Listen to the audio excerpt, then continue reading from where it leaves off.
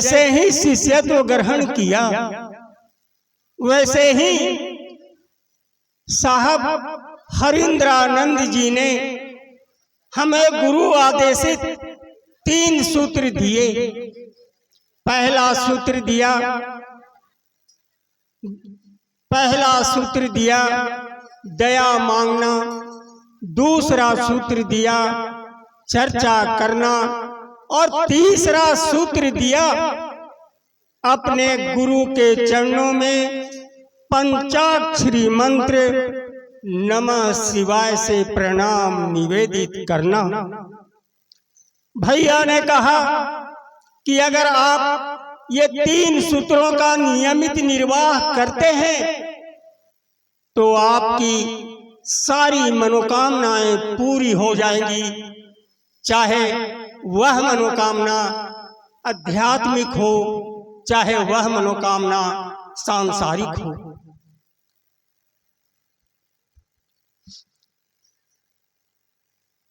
तीन सूत्रों में 2 सूत्र स्वयं करने के सूत्र हैं, दया मांगना और प्रणाम निवेदित करना। ये 2 सूत्र स्वयं करना है।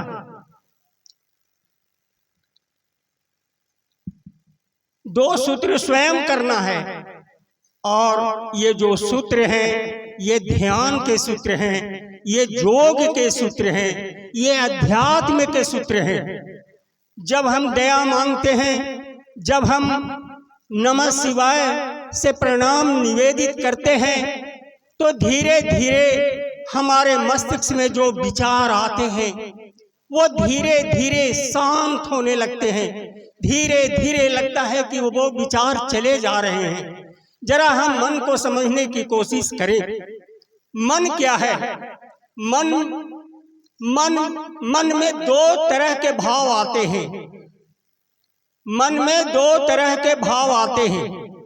एक भाव आता है अच्छे विचारों का, और एक भाव आता है बुरे विचारों का। मन में ये दोनों विचार जो आते हैं, अब इनके टकराव जो होता है, जैसे अच्छे विचार भी आ रहे हैं, बुरे विचार भी आ रहे हैं, और जो विचारों का टकराव होता है वही आज हम दुनिया में देख रहे हैं, ये सांसारिक दुनिया में देख रहे हैं। अध्यात्म का अर्थ है स्वयं को समझने का विज्ञान है। ये हम स्वयं को समझते कब हैं? सुबह जैसे ही नींद खुलती है, मस्तिष्क में विचारों का आना जाना लगा रहता है, और हम जो हमारी दिनचर्या है, जो हमारा काम है, दिन भर हम करते रहते हैं। रात में जब हम सोने के लिए जाते हैं तो फिर हम स्वप्न की दुनिया में चले जाते हैं। फिर सुबह उठते हैं और फिर वही विचारों का आना जाना शुरू हो जाता है। हमारे मन में ये अनवरत विचार चलते रहते हैं, लेकिन हम लोगों ने कभी विचार नहीं किया कि एक और दुनिया है जो कहीं दूसरे जगह नहीं, वह दुनिया स्वयं में निहित है। यानी जो हमारी अंतरात्मा है वही दूसरी दुनिया है, और उसी दुनिया में सारी शक्ति समाहित है। हमारे गुरु परम ब्रह्म हैं, हमारे गुरु महादेव शिव हैं। जरा हम अपने गुरु के बारे में समझने की कोशिश करें। वैसे तो गुरु को समझना इतना आसान नहीं है। गुरु को समझना हम जैसे लोगों के लिए आसान नहीं है। या हम इस तरह से समझें कि हम बूंद भर समझते हैं, लेकिन पूरा सागर है जो हम नहीं समझ सकते। आप देख लें, हमारे गुरु आदि हैं, अनादि हैं, अनंत हैं, अखंड हैं, अछेद हैं, अभेद हैं। हमारे गुरु ब्रह्मांड के गुरु हैं, और नमः शिवाय हमारे गुरु का प्राण मंत्र है। जो गुरु में शक्ति समाहित है वही शक्ति नमः शिवाय मंत्र में समाहित है। अगर आप दया मांगते हैं, नमः शिवाय से प्रणाम निवेदित करते हैं, तो देखेंगे कि धीरे धीरे जो आपके मस्तिष्क में विचारों का आना जाना लगा रहता है वो धीरे धीरे शून्य होने लगेगा, धीरे धीरे वो कमता चला जाएगा और आपके मन से बुरे विचार जो हैं वो धीरे धीरे खत्म हो जाएंगे और मन में अच्छे विचार रह जाएंगे।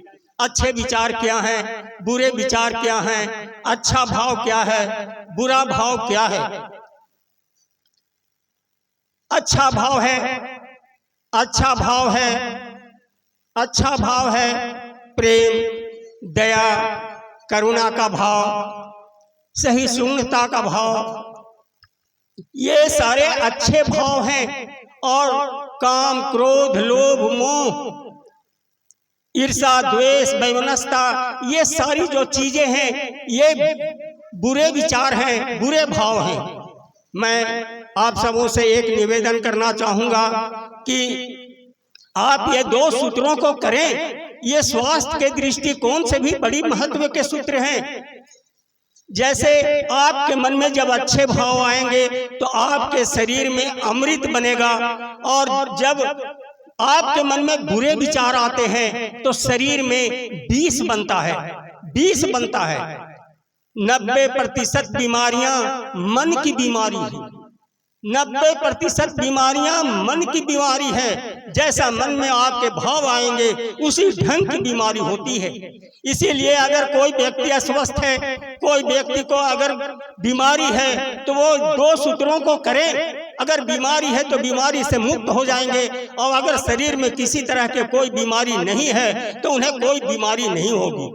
ये स्वास्थ्य के दृष्टिकोण से भी बड़ा महत्व के हैं। दूसरी बात है कि इसे एकाग्रचित्तता बढ़ती है।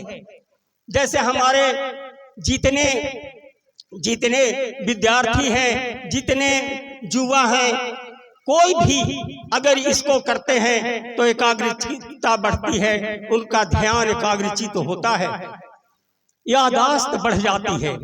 तो कहने का मतलब है कि आप जब ये 2 सूत्रों से जुड़ेंगे तो आपको परिणाम मिलेगा। ऐसी बात नहीं है कि परिणाम नहीं मिलेंगे।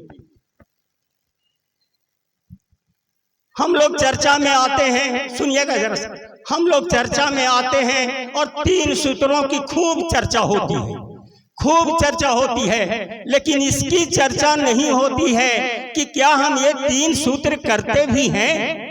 अगर हम नहीं करते हैं तो हम कैसे विश्वास करें कि हमें परिणाम मिलेगा। जब आप करेंगे तभी परिणाम आएंगे। और मैं कहता हूं कि आप समझें कि परिणाम आएंगे और जब आपका जुड़ाव सीधे गुरु से होगा, आपका संवाद सीधे गुरु, आप किसी अन्य। अब मैं कहता हूं कि अपने बारे में हम लोगों के पास 10 मिनट का भी समय नहीं है। ये जो दुनियादारी है, ये जो सांसारिक दुनिया को हम जीते हैं उसमें हमेशा लगे रहते हैं, लेकिन हम लोगों ने कभी समझने की कोशिश नहीं की कि हमारा शरीर क्या है, हमारा शरीर क्या है, हमारा मन क्या है, आत्मा क्या है, परमात्मा क्या है, परम ब्रह्म क्या है, गुरु क्या है, भैया क्या है, दीदी क्या है, ये हम कभी समझने की कोशिश नहीं करते हैं। और यही समझने के लिए हम चर्चा में आते हैं, इसी बात को समझने के लिए। तो जब भी हम चर्चा में आए तो सांसारिक बातों को छोड़कर हमें यहाँ आना चाहिए। तो आपसे निवेदन है कि अगर हम सबों ने शिष्यत्व ग्रहण किया है तो हम अपने गुरु का अनुसरण भी करें, अपने गुरु का अनुसरण भी करें। आपके घर में कहीं भी शिव की प्रतिमा होगी, कहीं भी शिव जी का तस्वीर होगा, तो आप देखेंगे कि शिव जी हमेशा ध्यानस्थ हैं। आखिर शिव जी हमेशा क्यों ध्यानस्थ हैं? ये जो भैया ने हमें सूत्र दिया, ये ध्यान का ही सूत्र है। कभी भी आप 10 मिनट बैठकर देखें, ये सूत्र ध्यान का सूत्र है। जब हम ध्यान करेंगे तो धीरे धीरे हमारा मन हटेगा और जो आत्मा की शक्ति है, जो परम ब्रह्म की शक्ति है, वो शक्ति का एहसास होगा। जो आप कहेंगे वही होगा। लेकिन ये 2 सूत्रों का अनवरत अभ्यास हम सबों को करना चाहिए, रोज करना चाहिए। भैया ने देखा कि आज दुनिया में बहुत तरह की बातें हो रही हैं, चारों तरफ अराजक स्थिति पैदा हो गई है, विश्वास का संकट पूरे समाज में पैदा हो गया है। मैं एक बात आपसे निवेदन करना चाहूंगा कि आप अपने ही समाज में जो उसका एहसास करें। आज समाज का सबसे छोटा इकाई होता है परिवार। परिवार में होते हैं माता। ये कि उस छोटे परिवार में भी अविश्वास का संकट पैदा हो गया है। आज एक दूसरे पर कोई विश्वास नहीं करता।